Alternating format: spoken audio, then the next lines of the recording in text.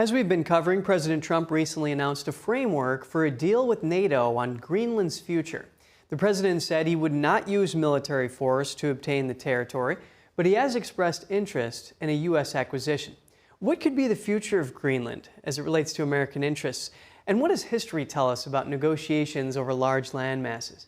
Here to unpack all of this is C. Evan Stewart. He's a visiting professor at Cornell University, plus an adjunct professor at Fordham Law School. Thanks for your time, Professor Stewart. Based on the stance of the Greenlandic politicians and the sentiment of the Danes, what could be the most likely outcome of any American negotiations surrounding Greenland? Well, of course, we don't know what the future holds, but as a practical matter, in the aftermath of World War II, we've had functional military control of Greenland.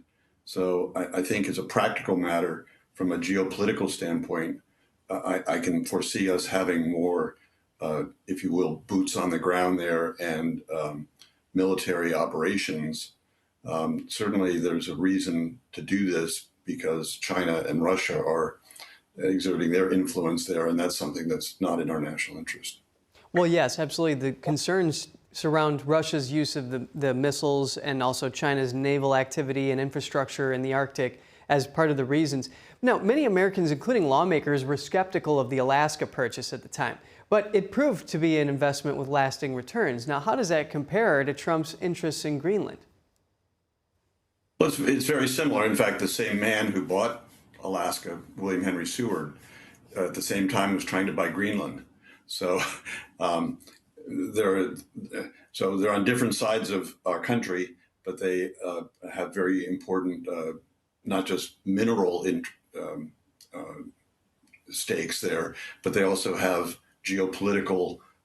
So, for example, in World War II, Franklin Roosevelt moved essentially the American Navy beyond Greenland to protect our country. So these areas, Alaska, Seward also bought Midway, had designs on Hawaii, had a plan for the Panama Canal. These things are part of American history that didn't just suddenly pop up in the last 12 months. This is something that's really part of our history, literally for 175 years.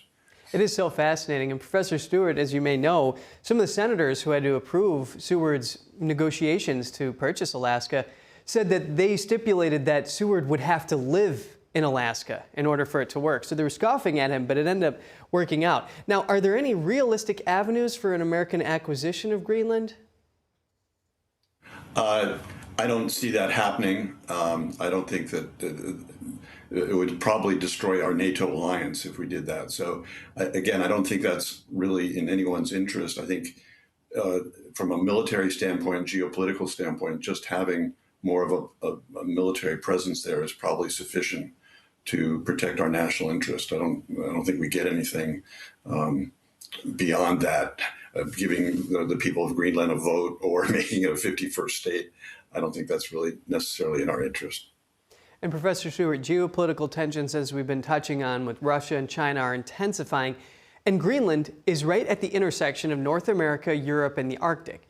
And U.S. officials want to prevent those adversaries from gaining a foothold in the region. How important is this potentially strategic asset to America? No doubt it's very, very important. And again, this has been, Seward saw this.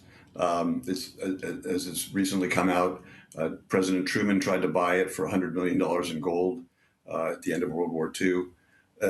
Again, Franklin Roosevelt saw it as a critically important strategic point in the North Atlantic to get our ships and troops across the Atlantic to fight in World War II and to resupply the Soviet Union. So geopolitically, it's an incredibly important part of the world for us. And essentially, where I see us ending up is reestablishing the military presence that we sort of let crumble over the last, say, 40 years. And are there any obstacles to reestablishing that military presence? Really, no. I mean, to a large extent, Trump could basically declare victory on that front and just reestablish those military presence right now. There's nothing to stop that. And perhaps that's the end game here. You push out beyond where you actually want to end, and then you declare victory by getting, as Ronald Reagan once said, if you get 75% of what you want, that's victory. I think we already have 75%. So, but keeping China out, keeping Russia out, and protecting Greenland. And of course, as Greenland warms, of course, the name Greenland, it used to be green. It does have a very important natural resources that are important not just for the United States, but for the rest of the world. Well, and to your point, President Putin of Russia estimates that the value of Greenland could be $200 to $250 billion. No doubt about it. I mean, let's face it, what's under Greenland, just as no one knew what was under Russia, what was called Russia, Alaska. We found out what's under Alaska once we bought it. An enormously rich area in natural resources, which we're still finding things in Alaska. Similarly in Greenland, it's very, very important. It's been untouched literally forever. And so it's a real frontier, no doubt about it. Yeah, and $7 million, that's how much the United States bought Alaska for. Again, that was back in Civil Era War dollars, but really fascinating discussion. Thank you, Professor C. Evan Stewart.